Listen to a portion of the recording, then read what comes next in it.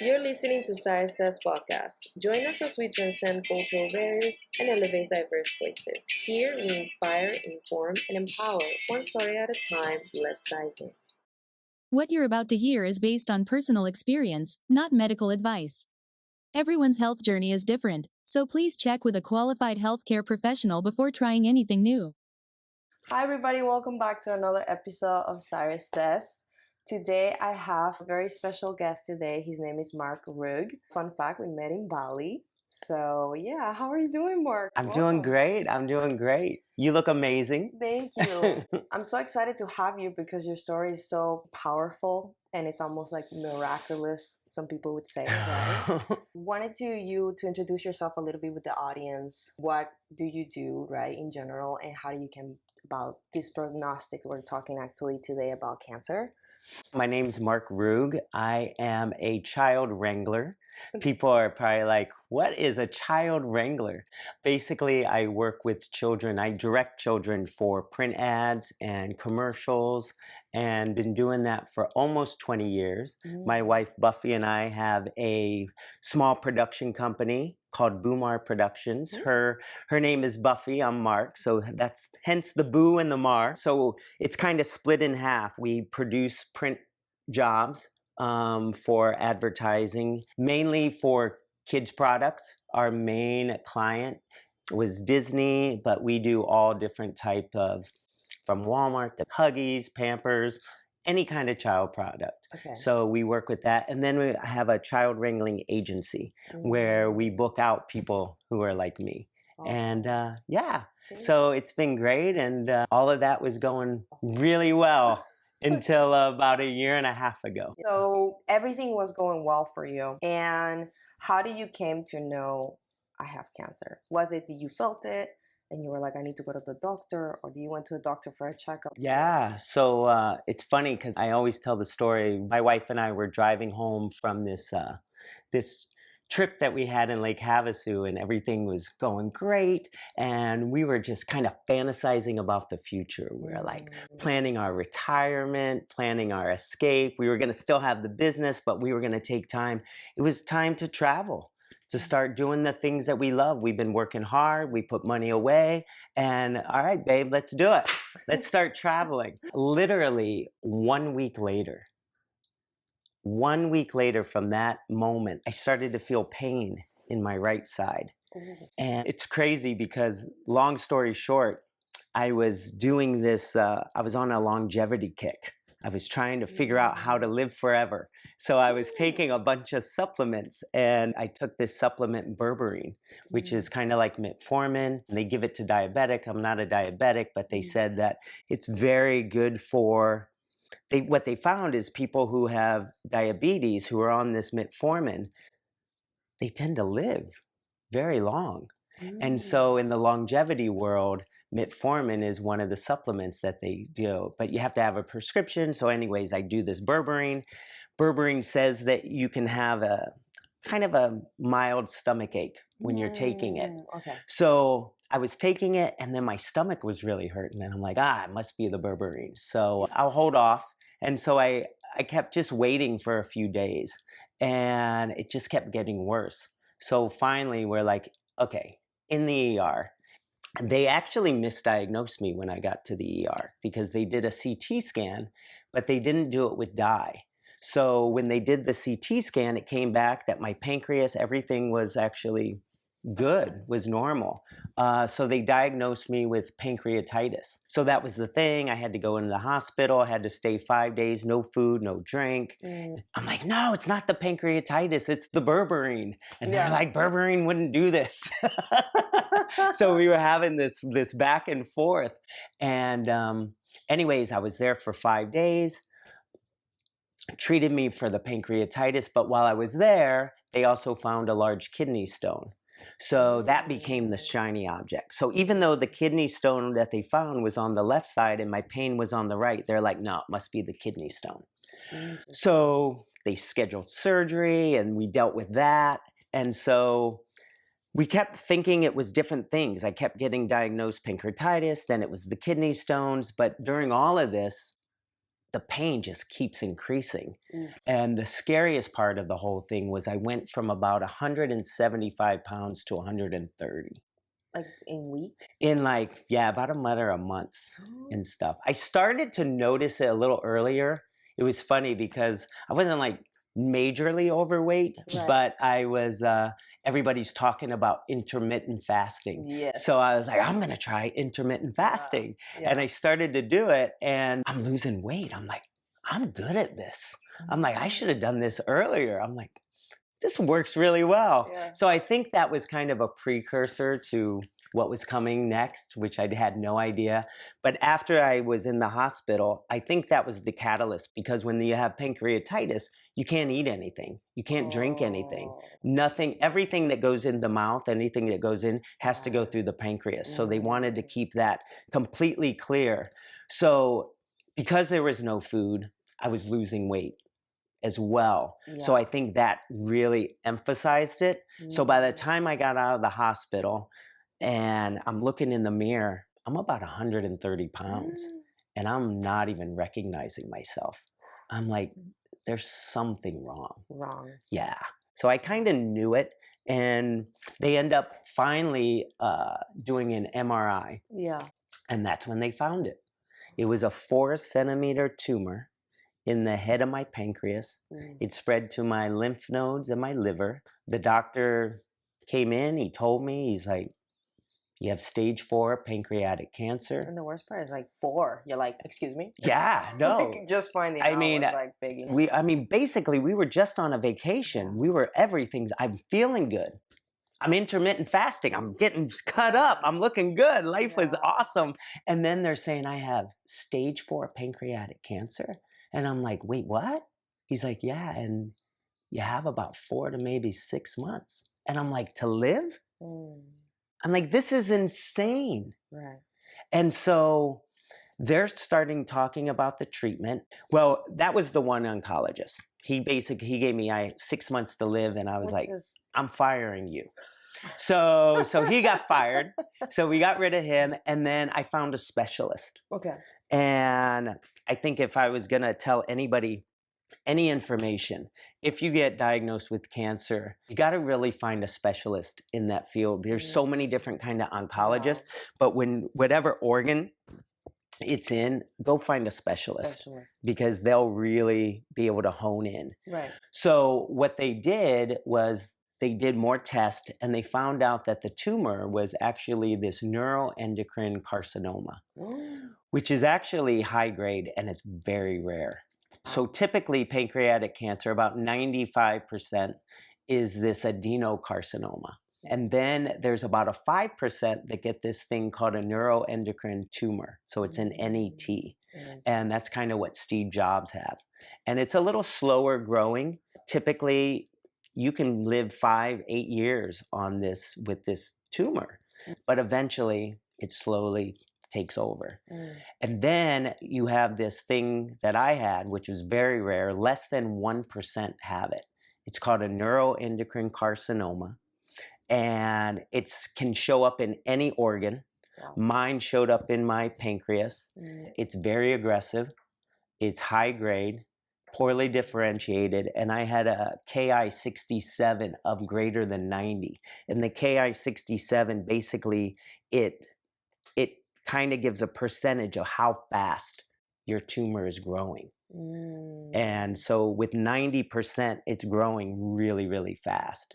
In fact, I just talked to a guy recently who has a neuroendocrine. He's had a NET, which is now converting to an NEC, which is also super rare. That usually doesn't happen. But he's very in tune since he's been in this world for a long time. And he's like, wait a minute, you have an NEC, a neuroendocrine carcinoma, with a Ki-67 of greater than 90%. And he's like, how long have you had this? And I said, about 1.5 years. And he's like, I've never known anyone to have that to last past 8-9 months. So the fact that I'm still here is really good. And we'll discuss all of that a little bit. But Yeah, that was the craziest part. So they diagnosed me with a neuroendocrine carcinoma Mm, in the pancreas, and then they had a treatment plan. The treatment plan was two different types of chemo okay. along with an immunotherapy. Mm, The problem was that they couldn't guarantee any shrinkage with this treatment plan. so yeah, to go Be- blindly on a treatment that you're like, you're not even gonna cure me. exactly.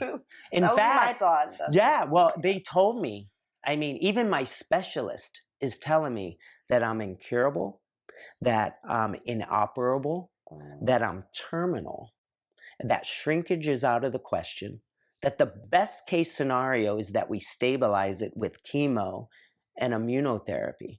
And I'm mm. like, I don't want stabilization. I want elimination. Elimination. Yeah, you're like, I don't want a death sentence. I want to live a long time. Exactly, exactly. So Right.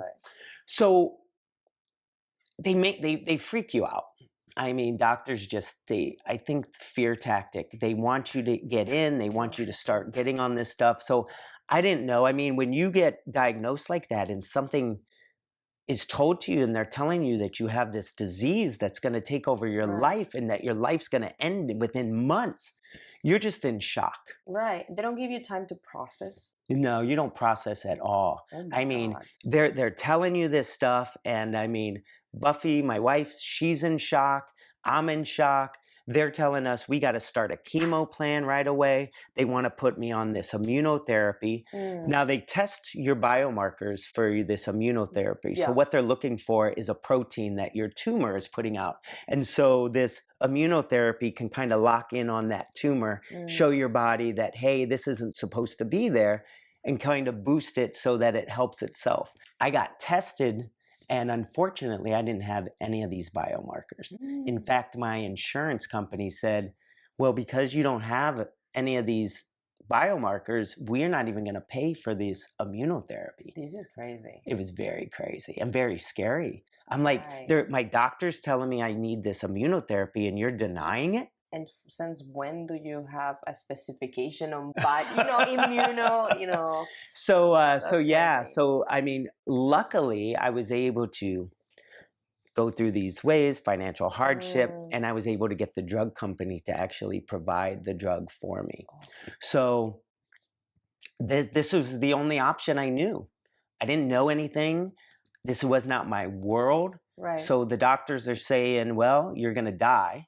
And let's at least stabilize it Right. so that you can have as much time as possible. So I was like, okay.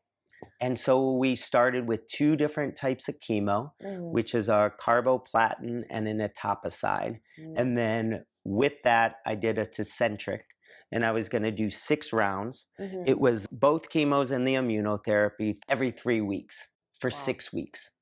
And that was the protocol. That was a protocol. The first one you got. For the, yeah, exactly. And so I wanted to ask you, obviously, that was the very technical portion of your diagnosis, but how are you internally going through this? Or were you just going through the motions? You're in shock. Right. You're not really comprehending You what get they're a little bit saying. like numb, Really, yeah, right? Because totally. it's like, And it was a lot of information. In fact, I mean, I'm the youngest of 10 children. oh my goodness. I have 7 brothers, 2 sisters, 21 nieces and nephews. I mean, Wow. and then I have a lot of friends. I've been working in my business. I Right. mean, my community was huge. So I was able to have a lot of connections to a lot of different places, but my heart breaks for Right. anybody who does not have that support system, Yeah. because the amount of information that is coming at you at such a rapid fire speed, our Mm, brains just can't comprehend it. yeah. And if you don't have a support group that can help you kind of organize all the different information that's coming up, Yeah. it's overwhelming. And you're also like faced with your mortality, like right in front of you, right? And the worst part, and it's not even like you start thinking, and it's not even about you leaving, it's about The people. leaving the people behind and leaving my wife behind. But I have to say, I did have this one crazy feeling. Mm, And I mean, just the thing with AI, I don't know where you live, but we have these Waymos that are all around. Yeah. I've seen And them so in you Santa got the Monica. driverless cars and you got AI coming. And that was one of the thoughts that went through my head. I'm like, oh my God, the world is turning into this amazing, crazy, wild thing, and I'm not going to see it. Oh. I'm like, I want to see what's happening, what's going to happen 5 years from now. So that went through my brain. And yeah, I started the protocol, started my chemo treatment, started the immunotherapy. And after kind of my first round, I would sit here actually on this couch and kind of recover from that treatment. And while I was here, I was just a maniac. I just started researching. I just wanted to know. They're telling me healing is impossible. They're telling me I'm going to die. Is there anybody surviving this? Is there any other survivors out there? What are people who were stage 4 and told they couldn't survive, but now they're still alive? What did they do? So I just went down the wormhole and the rabbit hole and dug into that. This became everything about my treatment. So I was doing the Western meds. Yeah.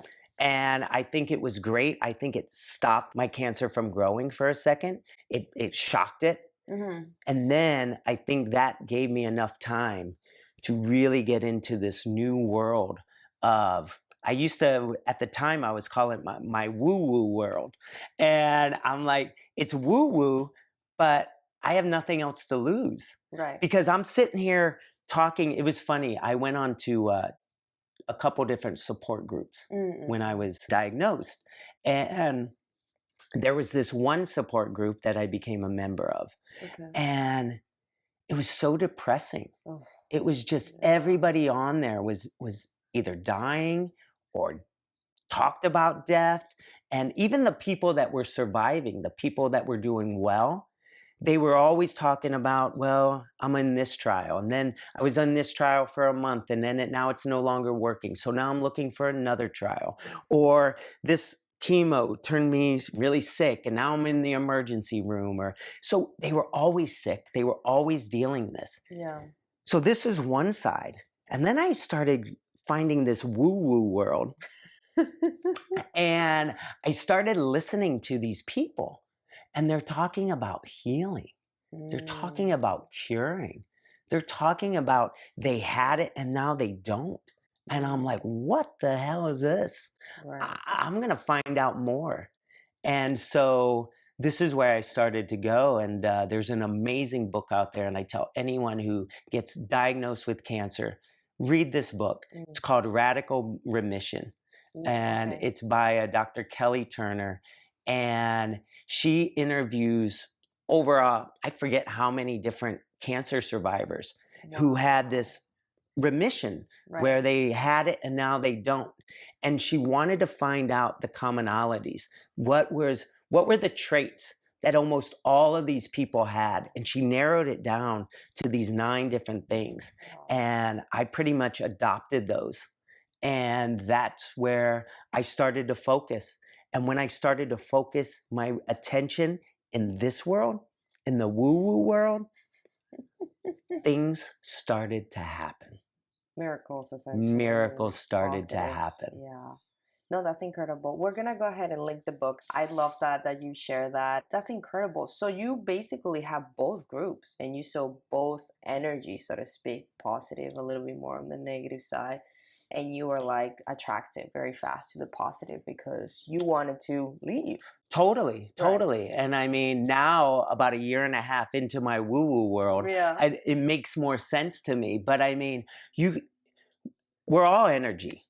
We're all frequency and we're all vibrating on that certain frequency. And that support group, it was a very low, unhealthy frequency. And you get attracted to that if you're vibrating on that. And that's where you get stuck. And I think what happened was the idea, the thought that I could heal. That's all I needed.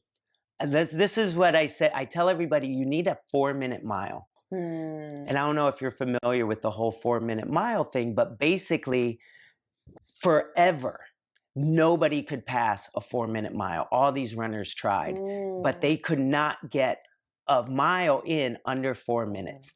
It was like just set in stone that it was a 4-minute mile until finally, can't remember his name, but he finally broke it. Oh, wow. And he did this under 4 minutes. And within 30 days, another guy did it. And within another couple days, another guy did it. Wow. And all of a sudden, all these people started breaking this 4-minute mile. And what we need as human beings is we need proof that it's possible. And once you have proof that something is possible, then you can achieve it. Absolutely. And the fact that I started to see that there were people that were surviving with stage 4 cancer, didn't matter the organ, even brain. These people, I'm like, okay, let's do it. And so they became my 4-minute mile. And that's where I focused. And now my whole purpose, and we'll talk about where I'm at now, but if I can become somebody's 4-minute mile, that's what I believe that my next stage in life is supposed to be. I love that. All right, we'll take a short break, guys, and we'll be right back. Okay. Today's episode is sponsored by RenovateMagicHub.com, your guide to transforming your home. Whether you're updating a room or planning a full makeover, Renovate Magic Hub provides tailored product suggestions to suit your style and budget. Visit RenovateMagicHub.com for inspiring and practical tips to create a space you'll love. All right, guys, we're back from a sponsorship. All right, Mark, so you were in those 2 groups, and after that, we talk a little bit behind the scenes, but you were saying that you want to start your own group.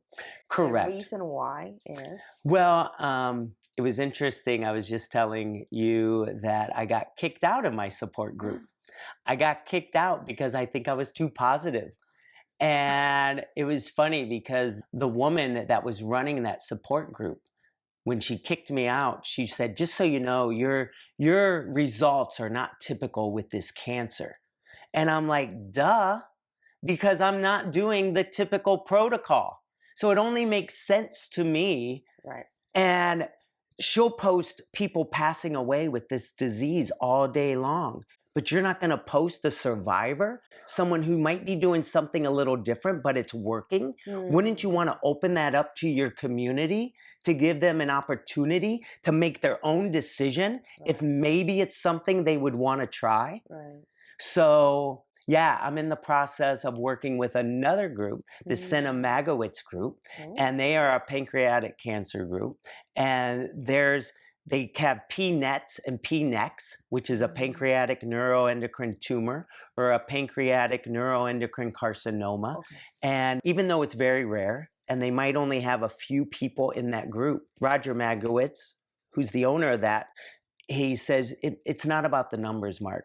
If we can give hope to one person, that's all. Yeah. That's all that matters. You know, it's like kind of like social media, like people are so caught up on the numbers, but it's really not about the numbers. It's about community. Like, go back to that word, you know, and that feeling of making feel people included, not just felt like seen, just also included. 100%. And it was so funny. I just did my first talk a couple days ago. Actually, your mom was there. That's how I got this interview. Thank you, Mom. And it's funny because I recorded the video and I was watching me talk to people. And for a second, and it's all ego-based, but I'm sitting there and I'm kind of cringing at seeing myself on camera giving this talk. Yeah. And I'm going through, I'm like, I should have done this better, should have done that, blah, blah, blah. I was starting to get a little like anxious because of how I was looking or what I was saying. Yeah. And then it realized me, it's not about me. It's about my message. It's about what can I tell people? What can I show people to give them hope? This time, I was a dancer in another life. It was all about the show, jazz hands, all about me. Yeah. This time, it's not about me. It's about them and the group and the community and what we were talking about before. If I can be that 4-minute mile and give hope, then I'm doing my job. Yeah, that is true. It's the mission, really. So now they checked the scans. What did they show? So, okay, they gave me 4 to 6 months to live.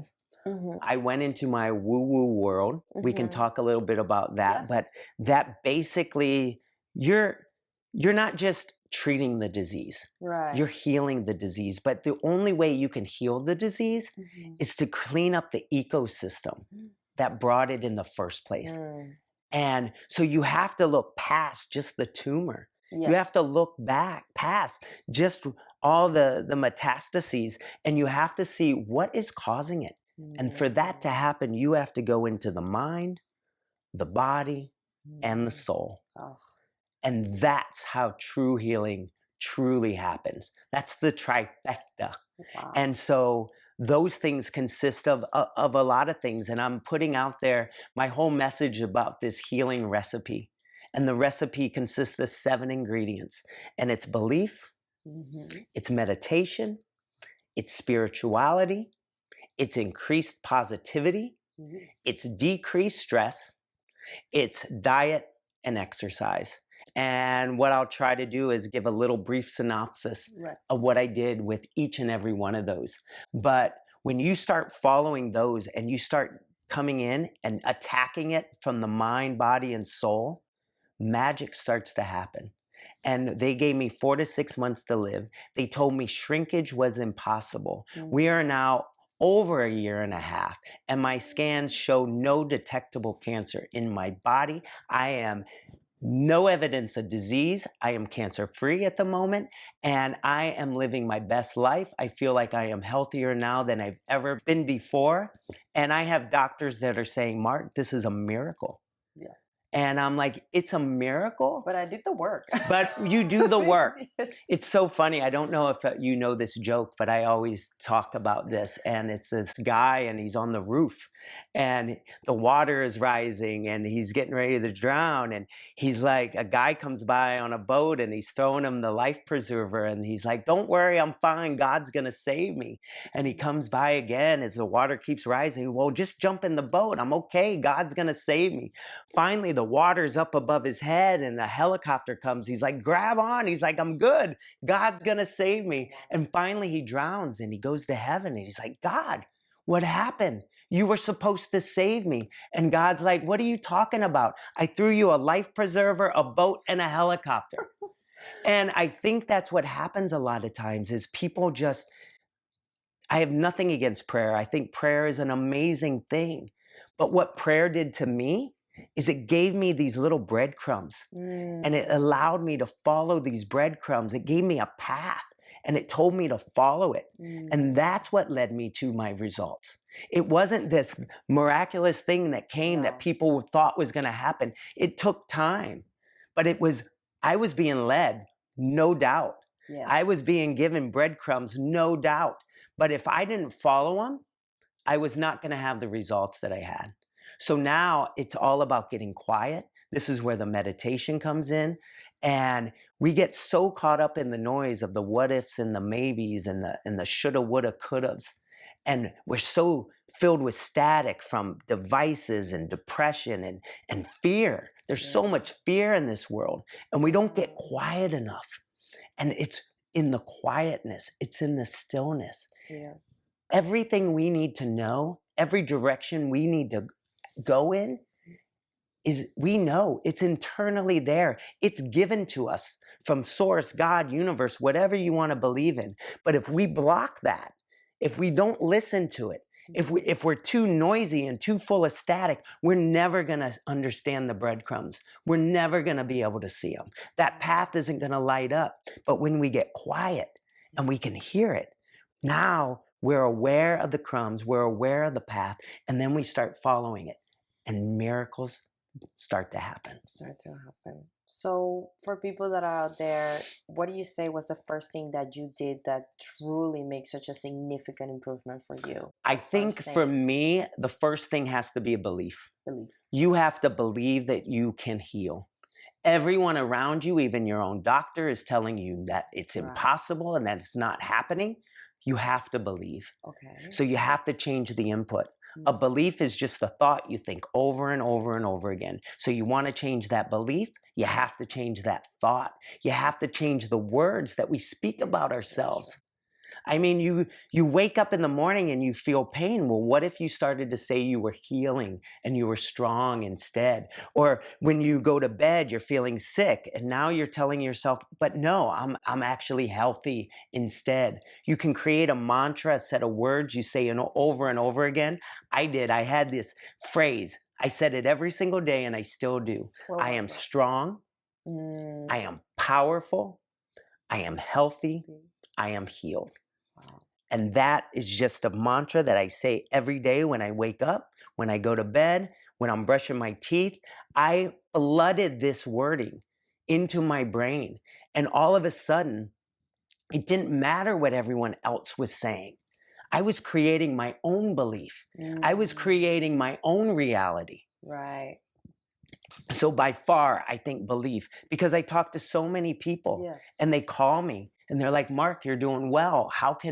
What do you have to do? Yeah. And then they start telling me, but the doctors are telling me this and this and this. And I'm like, well, first of all, you have to change your thought process. Yeah. If you don't change your thought process and believe that healing is possible, I can give you all these other ingredients and none of them are going to stick. I always liken belief to the dough of a pizza. You need to have that dough, and then I can layer on diet, exercise, reduce stress. Now it sticks. But if I give you all that stuff and you don't have the dough, it's just all going to fall apart. So belief, number one. Love that. And then we kind of touched on it a little bit about meditation. Yes. But meditation, you got to get quiet. You got to get quiet. Because you got to understand. Understand your own thoughts. Yeah, and you got to hear your voice. And you got to hear your voice. You got to hear source. You got to understand the direction you're supposed to go in. Yeah. Because like I said, I don't know if we were talking about this on camera or off camera, but when you get inundated with all this information, it's confusing. Yeah. You're in shock. There is static. You go in flight and fight mode. And when you're in fight and flight, no information can come in because you're just focused on the enemy, on the cancer, on the problem. So people are telling you solutions, but you're like, nah, I can't hear that. I gotta keep my eye. I gotta figure this out. Right. And when you start to release, start to take some time to calm, right, and to get out of that fight and flight, and meditation totally helps with that. It helps calm the nerves.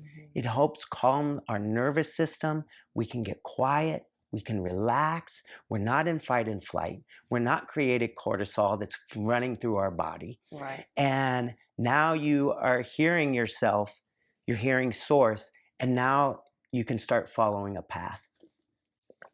So that's my meditation. And then spirituality. I mean, I just personally, I believe in a higher power.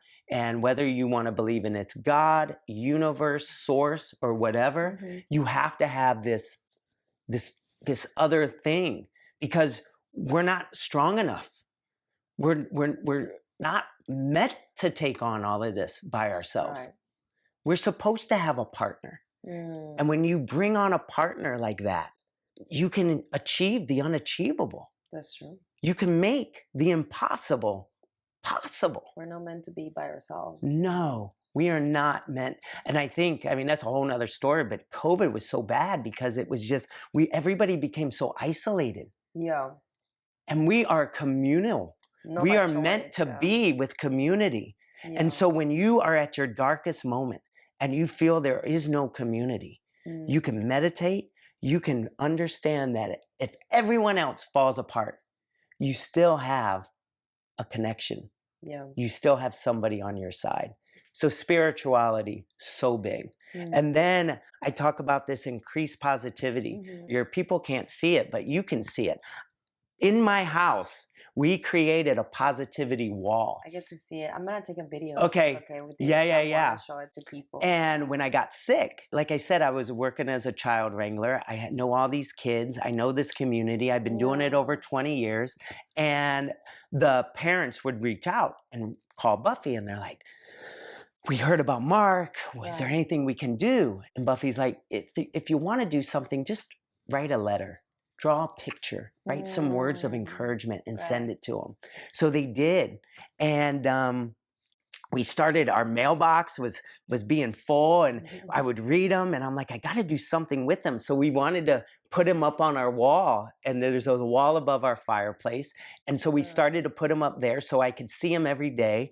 And then the mail just kept coming. And so it went along into the dining room, into the kitchen, up the stairway.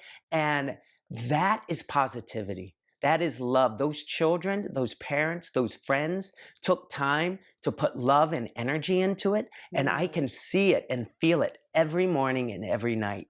So are absorbing the energy by just looking at it. Exactly. So increase positivity and find your joy in life. Start doing joyful things. My wife and I made a commitment once we got sick that we were going to travel as long as possible. That's our favorite thing. And so we decided we were going to put dates on the calendar. We were always so work focused, and vacations happened whenever there was time for it. But now we didn't know how much time we had left, so we were going to put a trip on the calendar. It was going to be there. We were going to focus, and we had this little saying: if it's on the calendar, it has to happen. I can't die until it happens. So now we keep the calendar full. I love that. So yeah, there's this increased positivity, and then you have to decrease stress. Yeah. We are so filled with stress in our lives.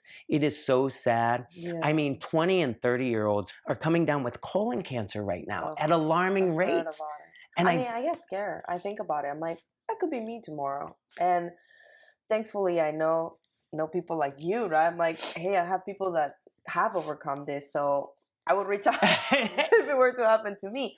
But I'm not like blind about it. I do fear it because it's happening so much. And well, we're so tuned in. We're on our devices, we're on the TV. And one of the things that we did when we wanted to get rid of and decrease stress was we turned off the news. Oh, I don't watch the news. We have not listened to the news Unless it's funny. Right. Well, and that was the thing. We turned off the news, stopped listening to that, and then we turned on comedy. We watched every comedy show that we could find, every comedian. I mean, our Netflix chain was full of just comedy after comedy. And we just wanted to laugh. Yeah. The news is so depressing. Yeah, and I mean, that's their agenda. Yeah. That's their agenda to keep you, No, they keep you in tune by keeping the fear going, fear-mongering. And so decreasing stress. So I was able to take off work. I was able to focus on the positivity, on the joys. I was able to decrease the stress. Right. And then we focused on diet and exercise. And diet is a huge one. And I mean, there's so much processed food out there. And I'm from the Midwest. I'm from Ohio. So I'm a meat eater. I loved coming home after dealing with those kids and fixing me a cocktail or a glass of wine. Right. So the fact that I was no longer going to eat meat, that I was no longer going to drink. But yeah, I radically changed my diet. Wow. So I stopped drinking, stopped the alcohol, stopped the processed food, stopped the added sugar, became a whole food plant-based diet. I became a label reader. If you can't pronounce it, you shouldn't put it into your body. Our body doesn't know how to digest it. It doesn't know how to use it. It's just stuff that gets stuck in there. And it doesn't even sometimes come out.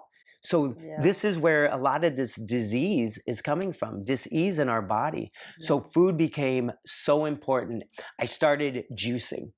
Juicing is so important.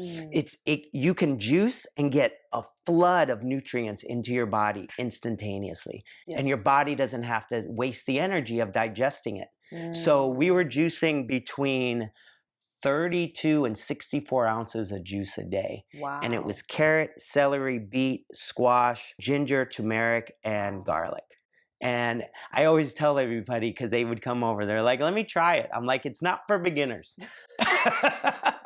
It's not for beginners, but it totally helps. Yes. And so I was doing that each day, and then I would eat just large salad. I would put every vegetable known to man that I could go to the produce section and eat, and I was doing 2 of those a day. If I have to give a shout out, I'm not sponsored by him at all, but Chris Beats Cancer. Everyone thinks he's a little woo-woo, but he has this square one protocol, and I followed it religiously, and I think that helped. And but it's chrisbeatcancer.com. Okay. It's square one. And I tell everybody, I always point people to 3 places. That book, Radical Yes. Remission. We'll link it. We'll link that. Definitely. Dr. Joe Dispenza. He Yes. was amazing I'm in always a big fan. my meditation. Yeah. And then Chris Beat Cancer for nutrition. Mm. And then there's 2 other great doctors, a Dr. William Lee and a Dr. Michael Greger. Okay. These are amazing people, and they just teach you what nutrition can do for you. Yes. And what I love about Dr. Lee is he doesn't talk about all the things that you have to cut out. He talks about things that you can add. And there's this whole thing about angiogenesis and foods that are anti-angiogenesis, because tumors, they hide in the inflammation. Yes. Everybody talks about, oh, well, your cancer is so good, it can hide from you. Well, it's not playing hide and go seek. It's that our body creates so much inflammation. Right. I mean, you're up north, NoCal. You know what a foggy day is like. I mean, a foggy day in San Francisco, you can't see. Yeah. And that's what's happening in our body with inflammation. So you have to decrease the inflammation. So the immune system can see it. So the immune system can see it. Right. It can't fight something it can't see. Yeah. And it's so funny. I go to these cancer symposiums now. Mm-hmm. And if you talk to any oncologist, they'll tell you 3 things that they're excited for. And it's immunotherapy, targeted therapy, and these mRNA vaccines. Yes. But if you look at what these are doing, they're hacking into the body's own defense system. Yes. The reason it's working so well is because our own immune system is fighting the disease. Yes. Our T cells, our natural killer cells, it's not this outside source like radiation and chemo. They're learning how to use our own body. It's much more efficient. Yeah, but I tell everyone, you don't need $1 billion drug to get there. You can get there through these 7 ingredients. Wow. You can get to a healthy state. You can decrease the inflammation. Right. You can improve your immune system. And then when the body is healthy and it's aligned, there's no room for disease. Correct. And so we do all of these 7 things, my healing recipe. I dive in, we get out of this Western med. I'm not against it. I used it. It had its purpose. Right. I think it stopped the tumor in its track from growing. And then I focused on getting my body in a healthy state, mind, body, and soul. Yes. And I'm happy to report, a year and a half later, there is no cancer in my body. Congrats. So yeah. When I met you, were you just 4 months into it? Yeah, so I think that was May. I got diagnosed November 6th. I know that well because it was my wife's birthday. Oh. So I got diagnosed in November. We started my chemo treatments in December. I started like my woo-woo world in like early January. Yeah. And then Bali was so amazing. Yes. There, if you've never been to Bali, you have to go. Yeah. I mean, there's something magical there. They talk about it's a vortex, and it really is. And I was talking to Gina, who was at the retreat or at the talk that I just gave, who was also in Bali with us, and your mom. And she said, "What do you think Bali did for you?" And I said, to be honest, it took my fear away. When up to that point, I was still fearful. I didn't know where I was going, what was going to happen. Everyone's still telling me, you only got 5-6 months. And I'm like, we're going on to like month 5. This is scary. And, but when I left Bali, when we did our retreat, when we went through those healing waters, I came home and it's like I left my fear in Bali. Wow, I love that. Yeah, I think when I saw you a year ago was you seem more sensitive. Yes. But of course you are, because this is very new. Totally. But now I see you more of like a warrior. Like you can tell me no, or like you can tell me that's not possible type of thing. Wherein I'm sure that grows with confidence, grows over time. Oh, 100. The more you're doing it, the more you're succeeding. You pass the 6 month, you're like, woohoo, I'm alive. So totally. Let's go. We can do this. Well, and then you start to get signs.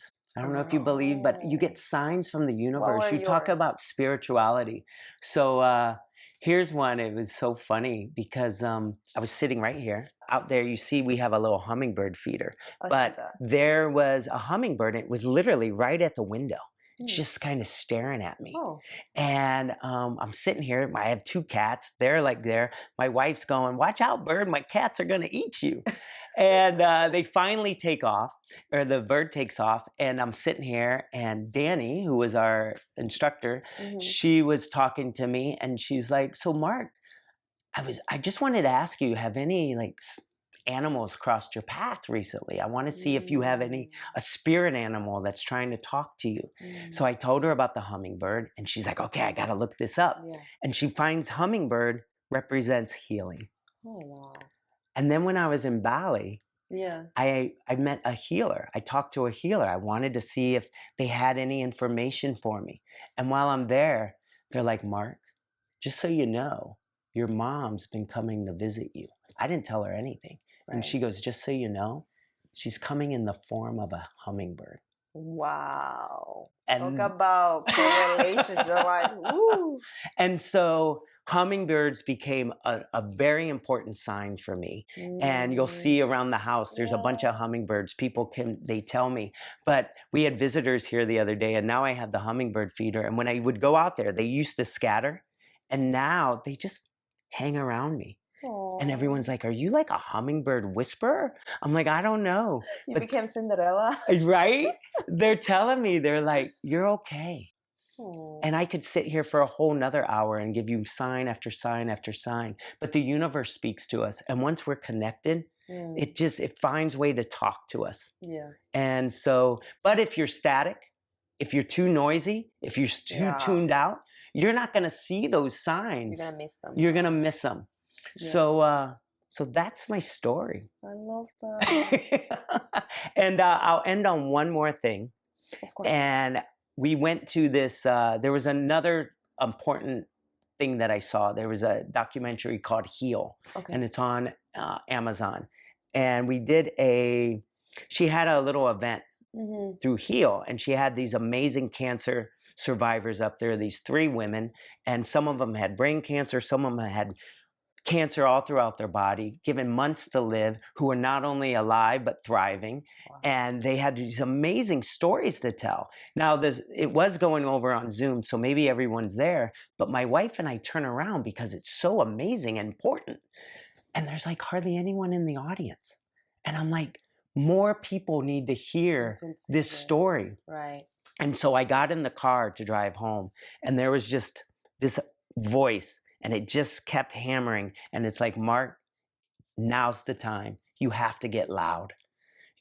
You have to start talking and telling your truth and telling your story, because more people have to hear it." Yeah. So that's my goal. That's the reason I believe I'm here, to pass on and share this healing recipe.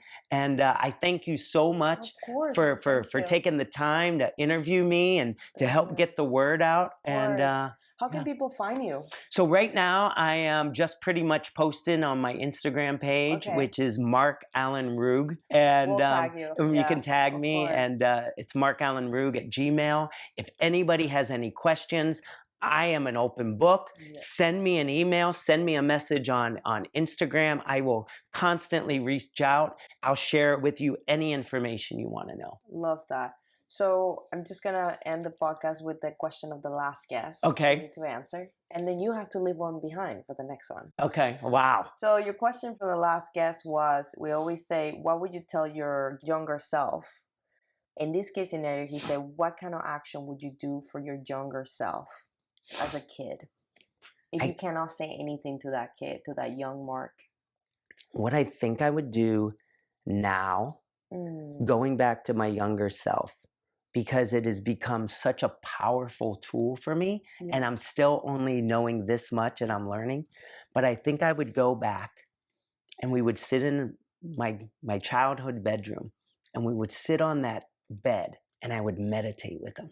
And I would meditate and have him connect to source. And just so he knew that he was not alone, that he didn't have to go through this by himself. I love that. I want him to know that there is a connection. And all he has to do is get quiet, close his eyes, go deep, and every answer to every question that he has growing up is already answered and inside him. I love that. And that's so true. And honestly, it feels sometimes like we're lucky to come across these beliefs and, you know, positivity, because a lot of people really don't even know it exists. Totally. And that's heartbreaking at times because these things exist. And I feel extremely lucky I grew up from a young age with all of this. So it's exciting to see that. Well, what I really love about what's happening in this day and Mm. age is science is starting to be able to prove Yeah. all of this stuff. It's not so woo-woo. Yeah, no, and I no say longer. woo-woo, but when you get to the science behind it, you can start to prove it. And that's what I love about Dr. Joe Yeah. and Dr. Joe Dispenza. He's really putting the science behind this. And I think AI is allowing people to see that there is quantum. There is Quantum, yeah. something else out there. Right. And we do have a connection to it. Yes. So Love yeah. that. Thank you. So what's your question for the next person? Wow, what is my question? You know, so I talked to my nephew recently. And like I said, I have 21 nieces and nephews. And he was recently getting engaged. And he knew about me. And I'm always talking to him. And I said, you want some uncle advice? And I said, I know you're getting married, you're starting your world, your family. I said, you want guaranteed goodness in your life? You want a guaranteed way to know you are following your path? I said, live in two things. Live in your gratitude. Wake up every morning. Be grateful for all the blessings you have. Be grateful for, because someone is having it worse than you. I don't care how bad you are, you can find something grateful for that day. Oh, yeah. So find the things that you are grateful for those blessings, and then figure out how to use those blessings to serve somebody else. So my question for your next guest is, what blessing are they using of their own in service of somebody else? Ooh, I love that. Very deep. Good luck to the next guest. I love that. Well, Mark, it has been a pleasure. Thank you so much, you and Buffy, who's behind the scenes, for letting me come here and record with you.